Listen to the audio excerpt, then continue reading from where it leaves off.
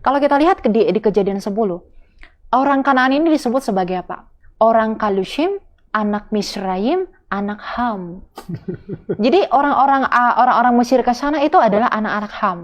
Sedangkan orang Abraham itu namanya itu nama Semitik. Sedangkan kita ini orang Asia ini orang-orang Yafet. Oke. Dari Yafet. Oke. Saya ketawa bukan ngetawain kamu ya, saya ketawain diri saya sendiri boleh ya. Ini cuma aku aja atau kalian juga sih sebenarnya? Kalian juga nggak nyampe, oke. Kualitas otak kita sama. Tapi Yesus itu adalah orang Yahudi. Yesus orang dan Yahudi. Orang Yahudi dan agama Yahudi itu berbeda. Keagamaan Yahudi itu bukan Yahudi, namanya Yudaisme.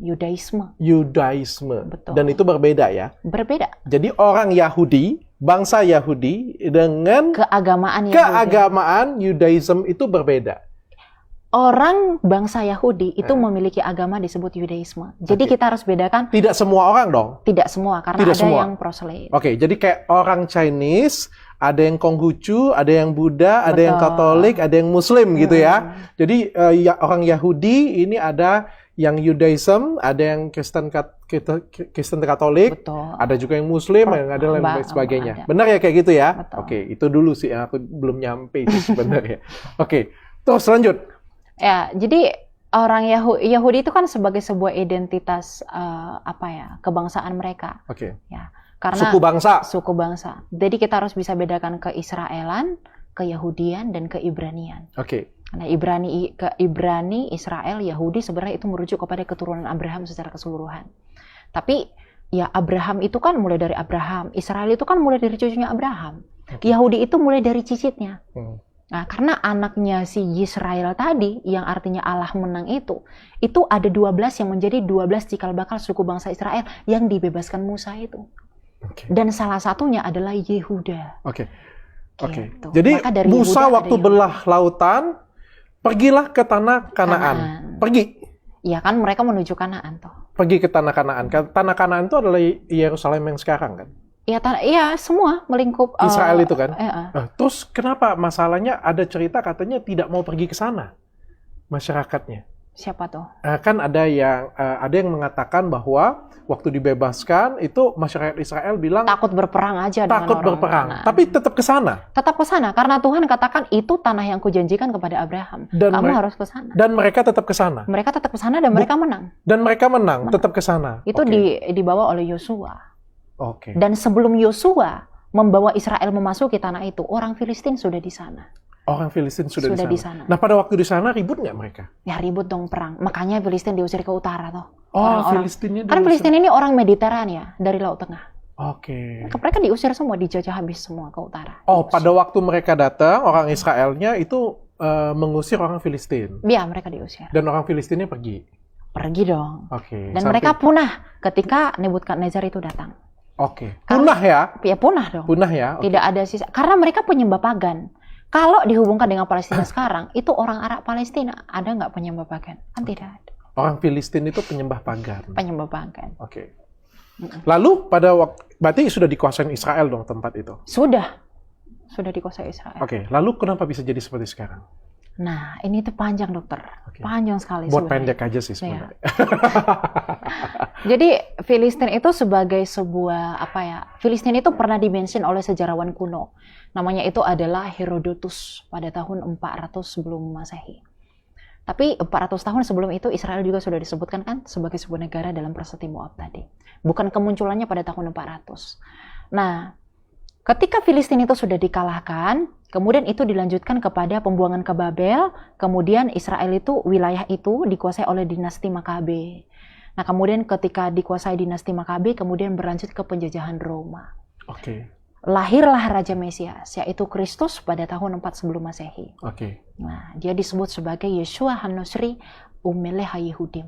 Yesus Kristus. Yesus orang Nazaret, Raja orang Yahudi. Oke, berarti itu kejadiannya setelah Israel itu sudah dikuasai oleh orang Yahudi ya berarti ya? Israel itu sudah dijajah orang Roma. Orang Roma, ya.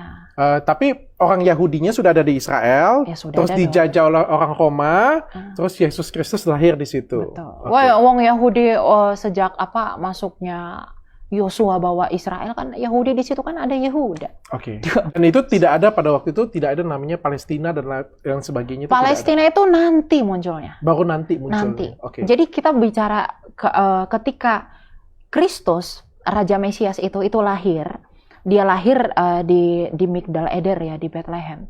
Nah, kemudian dia mati tersalibkan pada abad pertama. Itu gereja pengikut Kristus itu terbagi jadi dua.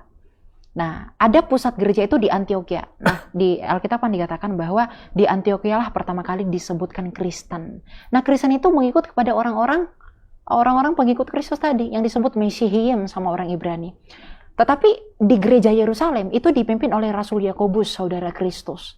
Nah, ini adalah orang-orang Yahudi yang berdarah Yahudi.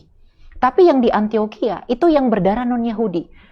Tetapi tidak masalah mereka hidup berdampingan. Kenapa? Karena bagi orang Yahudi, meskipun Torah 613 misfot itu tidak berlaku bagi orang yang non-Yahudi tadi, tapi berlaku 7 hukum Nuh. Nah, 7 hukum itu berlaku bagi mereka dan hidupnya aman-aman saja. Oke. Tapi di dalam Israel itu sendiri, semangat orang Israel itu ada disebut kelompok Zelot. Kelompok Zelot ini kalau sekarang itu bisa disebut mirip dengan kelompok Zionisme. Oke. Kelompok Zelot ini adalah bagian Farisi. Orang-orang Farisi, bahkan murid Yesus ada bagian Zelot juga. Yang memiliki rasa patriotisme dan nasionalisme kepada bangsa Israel yang dahulu yang sedang dijajah Romawi sekarang. Bukan agama. Jadi bukan agama. Motif orang-orang Zelot ini mau mempertahankan tanah mereka. Itu karena semangat mereka. Bahwa tanah ini memang bagi kami. Nah, orang-orang Zelot ini kemudian melakukan pemberontakan kepada Romawi pada saat itu. Dan mereka tidak berhasil. Pada abad pertama, kemudian pada pertengahan abad kedua. Bahkan seorang Rabi Akiba itu menganggap bahwa ada seorang Yahudi bernama Simon Bar Kokhba. Itu dianggap sebagai Mesias. Karena selama 3 tahun mereka berjaya melawan Romawi. Tapi kemudian pada tahun 130-an itu dikalahkan kembali oleh Kaisar Adrianus. Oke. Nama Palestina itu dimulai dari si orang ini nih. Sebelum sampai di situ, saya bikin rekapan dulu supaya kalian tidak keriting ya. Jadi pada waktu itu, masyarakat Israel itu waktu jadi budak. Jadi budak diselamatkan oleh Musa. Betul. Dikejar oleh Firaun, lalu Musanya membelah lautan untuk membebaskan masyarakat Israel. Betul. Pindahlah ke tanah Kanaan, tanah yang dijanjikan oleh Tuhan tadi. Mengusir orang Filistin. Orang Filistinnya punah, Israel hidup di situ, ya damai sejahtera, lalu Romawi datang untuk menjajah mereka. Nah, pada saat itu, abad keberapa Tuhan Yesus lahir? Abad keempat sebelum Abad Masehi. keempat sebelum Masehi, Tuhan Yesus Kristus lahir di situ. Betul. Dan pada saat itu tidak ada yang namanya Palestina, Filistinnya sudah punah pada waktu itu. Betul. Di dalam situ ada banyak suku-suku, salah satunya adalah suku Farisi tadi. Farisi itu bukan suku. Bukan suku ya, orang Jadi Farisi. Farisi itu bagian dari Keyahudian. Jadi Oke. ada Farisi, ada Saduki.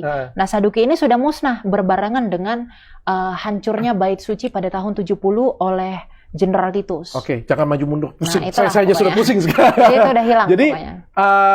ada kayak kaum yang Zionis gitu, yang Zelot namanya, yang ingin memperjuangkan Israel tadi ya. Oke, sampai di sini ya saya paham ya. Oke, kita lanjutkan. Lalu kenapa ini bisa jadi kemana-mana ini? Berarti kan ini kan sudah tanah yang dijanjikan Tuhan, sudah ditempati oleh orang Israel sendiri, dan kenapa sekarang jadi sengketa? Ya itu tadi, semangat itu tadi. Karena gini, pada tahun 130-an setelah Kaisar Hadrianus itu menjajah Israel, nama Israel itu untuk menghilangkan semangat orang Zelot tadi, agar mereka tidak eksis menjadi sebuah negara. Itu Israel itu dihilangkan. Oleh siapa? Kaisar Hadrianus tadi. Siapa itu? Kaisar itu ya Kaisar Romawi. Oh, Kaisar Romawinya. Iya dong, itu kan yang menjajah. Karena menjajah, jadi dia nggak suka dengan Israel, dan dia ingin menghapus Israel. Oh, aku baru paham. Jadi dia buang Israel, dan dia menamakan tempat itu Palestina. Bukan Palestina dulu. Oke. Syria Palestina. Karena dia menggabungkan wilayah Yudea dan juga wilayah Syria. Dan dia mengambil nama Palestina itu dari serapan dari kata Filistin. Betul. Oke. Ada yang berasumsi demikian, tapi saya bisa Karena terima saja. Karena orang persamaan- Ibrani itu membenci orang Filistin. Jadi